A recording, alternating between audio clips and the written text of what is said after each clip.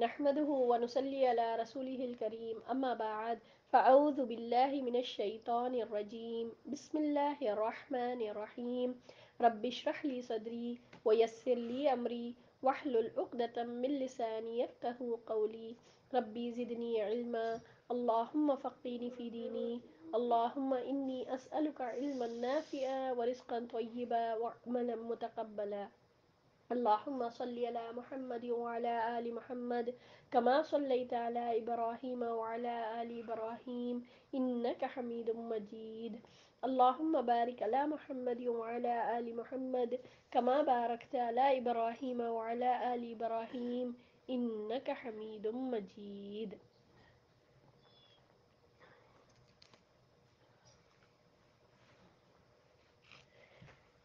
بنو عبد المدان کا وفد. اس کے بعد رسول اللہ صلی اللہ علیہ وسلم نے اس کے بعد یعنی ہمدان کے وفد کے بعد جب وہاں کے لوگ پورے اسلام لا لیے، اس کے بعد رسول اللہ صلی اللہ علیہ وسلم نے ربیع الاخر 10 ہجری میں حضرت خالد بن ولید رضی اللہ تعالیٰ عنہ کو سرزمین یمن کے علاقے نجران میں بنو عبد المدان کے پاس روانہ کیا کہ انہیں 3 دن تک اسلام کی دعوت دے، اگر وہ مانے تو لڑائی کرے. چنانچہ وہاں پہنچ کر حضرت خالد نے سواروں کو ہر طرف اسلام کی دعوت دینے کے لیے بھیج دیا، جو کہتے تھے کہ لوگوں اسلام لاؤ سالم رہو گے. سبحان اللہ. دیکھیے آپ ہمدان کے وفد کے میں ہم دیکھیں 6 مہینے تک وہاں پر انتظار کرتے رہے نبی صلی اللہ علیہ وسلم، کچھ بھی رزلٹ نہیں آیا خالد بن ولید سے. اب آپ صلی اللہ علیہ وسلم کیا بولے کہ وہاں پر 3 دن تک دینا اسلام کی دعوت، صرف 3 دن.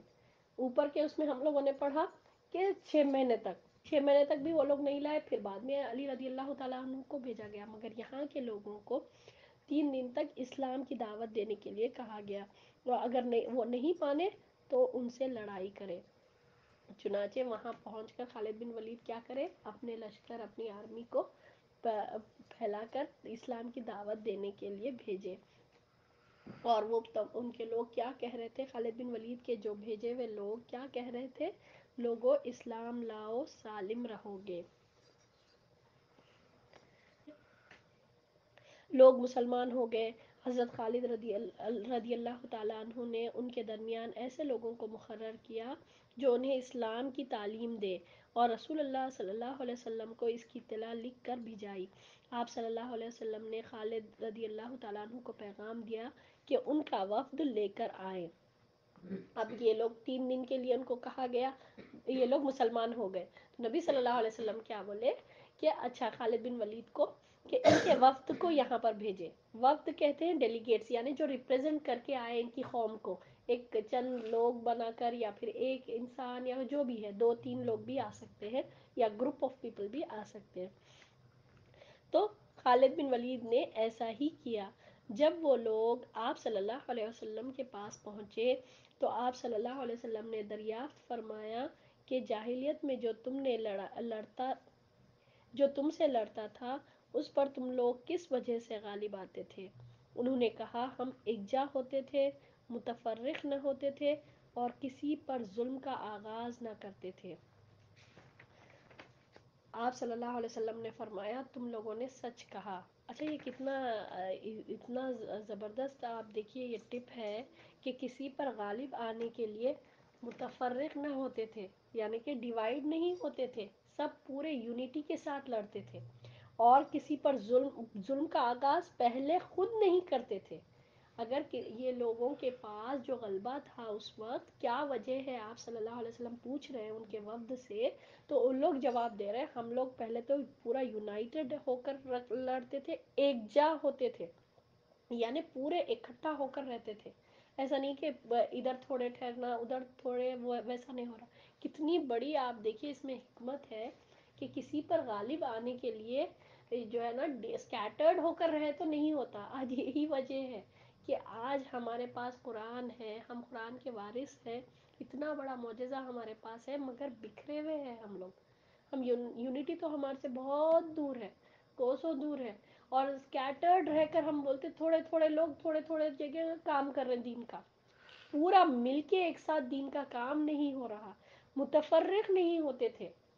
یعنی ایک دوسرے میں فرق نہیں کرتے تھے، پوروں کی بات ایک رہتی تھی، اور ظلم کا آغاز ہم نہیں کرتے تھے، یعنی کہ ہم اپنی طرف سے کوئی کسی پر ظلم اور زیادتی نہیں کرتے تھے، سامنے والا کر رہا تو پھر ہم پلٹا کر جواب دیتے تھے، یہ ہے جس کی وجہ سے غلبہ ملتا۔ تو آپ صلی اللہ علیہ وسلم نے فرمایا تم لوگوں نے سچ کہا، اور آپ صلی اللہ علیہ وسلم نے خیس بن حسن کو ان کا امیر مقرر کیا۔ وہ لوگ شوال کے آخر یا ذیقعد کے شروع میں اپنی قوم کے پاس واپس گئے، پھر آپ نے ان کے پاس عمر بن حزم رضی اللہ تعالیٰ عنہ کو بھیجا کہ انہیں دین سمجھائیں، سنت اور اسلام کی چیدہ چیدہ باتیں سکھائیں اور ان سے صدقات وصول کریں۔ آپ نے اس کے متعلق انہیں ایک تحریر لکھ کر دی جو بہت مشہور ہے۔ بہرحال یہ تھا بنو عبد المدان کا وفد۔ بنو مزہج کا اسلام، یہ بھی ایک یمنی قبیلہ ہے، ٹھیک ہے۔ اب ہمدان بھی ایک یمن کا قبیلہ تھا، یہ بھی ہم دیکھیں عبد المدان یہ بھی جو ہے یمن کا قبیلہ تھا، نجران بھی یمن کا قبیلہ تھا۔ اب یہاں بہت یہ بڑا علاقہ ہے، نجران خود ایک کتنا کی بڑا علاقہ ہے، اب یمن سوچیں آپ یمن میں کتنے ہوں گے ایسے علاقے۔ تو اب بنو مزہج یہ یمنی قبیلہ ہے۔ رسول اللہ صلی اللہ علیہ وسلم نے ان کے پاس حضرت علی بن ابی طالب رضی اللہ تعالیٰ عنہ کو رمضان 10 ہجری میں اسلام کی دعوت دینے کے لیے بھیجا، اور حکم دیا کہ جب تک وہ لڑائی نہ کرنا۔ جب حضرت علی رضی اللہ تعالیٰ عنہ ان کے پاس پہنچے اور ان کی جمعیت کا سامنا ہوا تو انہیں اسلام کی دعوت دی، مگر انہوں نے انکار کر دیا اور مسلمانوں پر تیر چلائے۔ حضرت علی رضی اللہ تعالیٰ عنہ نے بھی اپنے ساتھیوں کے صف بندی کی اور ان سے لڑ کر انہیں شکست دی، لیکن ان کا تعاقب سے کچھ دیر رکے رکھے، پھر ان سے جا ملے اور انہیں پھر اسلام کی دعوت دی۔ اب کی بار وہ لوگ مسلمان ہو گئے۔ تو اس سے کیا پتہ چلتا؟ اس سے یہ پتہ چلتا کہ کوشش، دیکھیے علی رضی اللہ تعالیٰ عنہ گئے تھے یہ بنو مزہج کے پاس، یہ یمن کا اور ایک دوسرا قبیلہ ہے، وہاں کے لوگوں کو آپ صلی اللہ علیہ وسلم نے بھیجا علی رضی اللہ تعالیٰ عنہ کو رمضان 10 ہجری میں، ٹھیک ہے۔ تو علی رضی اللہ تعالیٰ عنہ گئے وہاں کے لوگوں، اور آپ صلی اللہ علیہ وسلم کیا بولے، پہلے خود اپنے سے لڑائی سٹارٹ نہیں کرنا، ان کو وہ لوگ کو لڑنے دینا، ٹھیک ہے، یعنی پہلے اسلام کی دعوت دینا۔ اب وہ لوگ نہیں مانے، اور یہ لوگ مانے بھی نہیں، تیر برسانا شروع کر دیے۔ تو بہرحال وہ لوگ تیر برسائے تو جواب میں حضرت علی رضی اللہ تعالیٰ عنہ بھی تیر برسائے، اور پھر یہ لوگ شکست ہو گئی، مگر یہ آپ علی رضی اللہ تعالیٰ عنہ کچھ دیر انتظار کرتے رہے کہ ان کا ویٹ کرے، اور پھر اسلام کی دعوت دیے تو پھر مسلمان ہو گئے۔ اس سے کیا پتہ چلتا کہ کوشش، ٹرائی،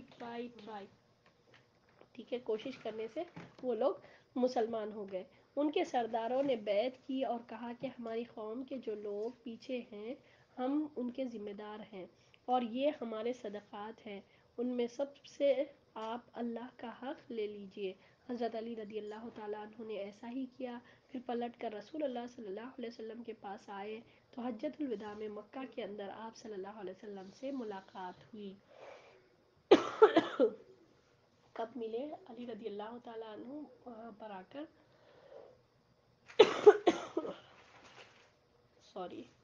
حجۃ الوداع کے موقع پر علی رضی اللہ تعالیٰ عنہ آ کے نبی صلی اللہ علیہ وسلم سے ملے۔ ازد شنوعہ کا وفد، یمن کی طرف ایک مشہور قبیلہ ہے، اس کا وفد سرد بن عبداللہ ازدی کی قیادت میں آیا اور مسلمان ہو گیا۔ آپ نے حضرت سرد کو ان کا امیر بنایا اور حکم دیا کہ جو اسلام لا چکے ہیں ان کو ساتھ لے کر واپس آس پاس لے کر آئے۔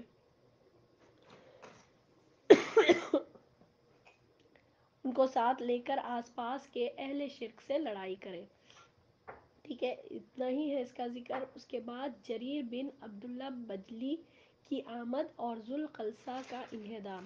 نبی صلی اللہ علیہ وسلم کے پاس حضرت جریر بن عبداللہ بجلی بھی تشریف لائے، یہ مشاہیر صحابہ میں سے ہیں۔ ان کے قبیلے بجلیہ اور قسام کا ایک بت اور ایک بڑا بت خانہ تھا جسے ذوالقلصہ کہتے ہیں۔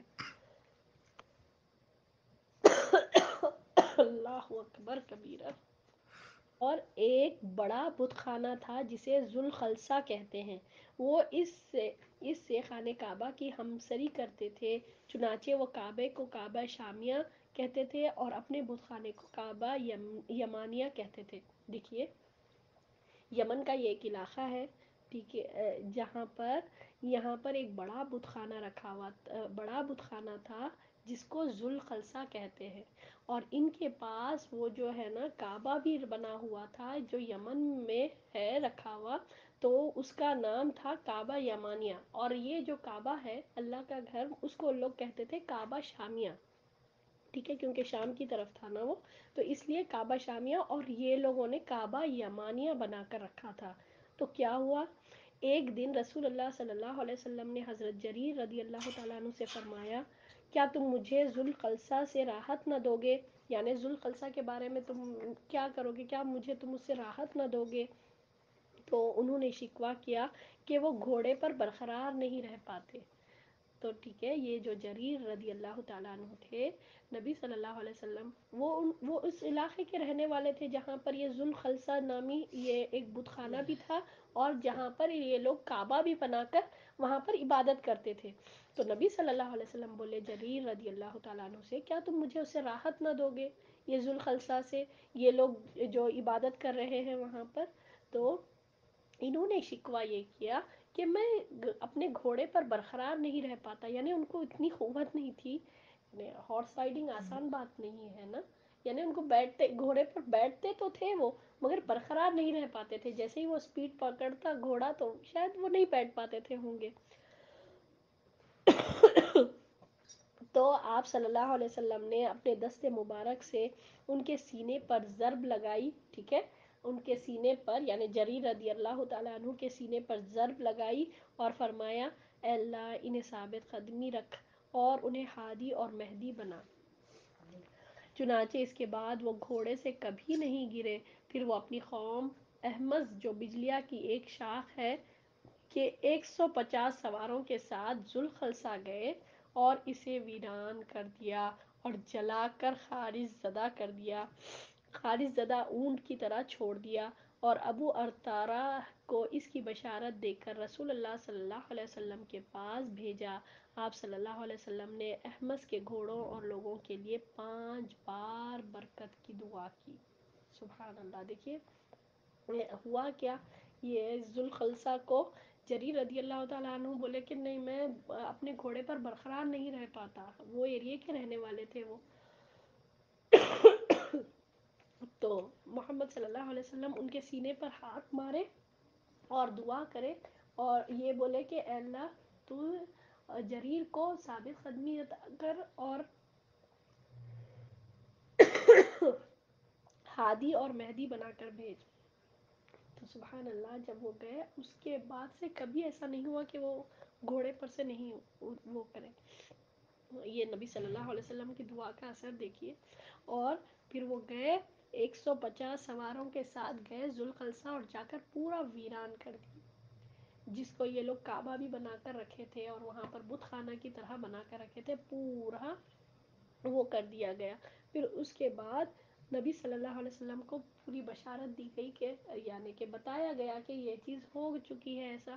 تو بعد میں آپ صلی اللہ علیہ وسلم نے احمس، یعنی وہ جگہ جو قبیلہ تھا یہ ذوالخلیصہ جہاں پر تھا وہ احمس نامی تھا، وہاں پر آپ صلی اللہ علیہ وسلم نے 5 بار برکت کی دعا کی۔ تو دین اینڈ دیر یہ جو ہے نا دعا، آپ صلی اللہ علیہ وسلم دعا دیے، کتنی یہاں پر ہم کو بات سمجھ میں آتی۔ دیکھیے بہرحال یہاں تک ہی ہم رکھیں گے آج کا لیسن، اور اللہ سے دعا کرتے ہیں کہ اللہ تعالی ہمارے لیے آسانیاں کرے تاکہ ہم پورا یہ مکمل کر سکیں، اور سب سے بڑی چیز اس سے ہم کو آمین، اس میں ہم کو عمل کرنے والا بنائے۔ ہم سیرت کے بالکل اختتام پر پہنچ گئے، اور سیرت کے بغیر آپ دیکھیے ہماری کتنی انکمپلیٹ ہے ہماری تعلیم، کتنا ضروری ہے سیرت پڑھنا۔ آپ لوگ اتنے اور کئی لوگ، آپ لوگ تو بہت بار معلوم کر چکے ہوں گے، تو کتنا ضروری ہے. اور ہمارے جو لوگ جو بالکل اس سے معلوم ہو کر زندگی گزار رہے ہیں، سیرت معلوم ہی نہیں، محمد صلی اللہ علیہ وسلم کی زندگی کیسی تھی، کتنے بچے تھے، کیا خاندان ہے، اہل بیت کس کو کہتے ہیں. آپ اہل بیت پوچھیے، بہت سے لوگوں کو اہل بیت بولتے ہیں کہ اس کو معلوم ہی نہیں ہوتا. لا الہ الا اللہ. کیسی یہ جہالت ہے، کیسی اگنورنس ہے، اور کس طرح پھر ہم امید رکھ کر بیٹھیں کہ آپ صلی اللہ علیہ وسلم ہمارے لیے شفاعت کریں گے، زندگی کا بارے میں کچھ معلوم ہی نہیں ہے. تو سبحان اللہ، ان مقامات سے جب گزرے. سبحانك اللهم وبحمدك نشهد أن لا إله إلا أنت نستغفرك ونتوب إليك. السلام عليكم ورحمة الله وبركاته.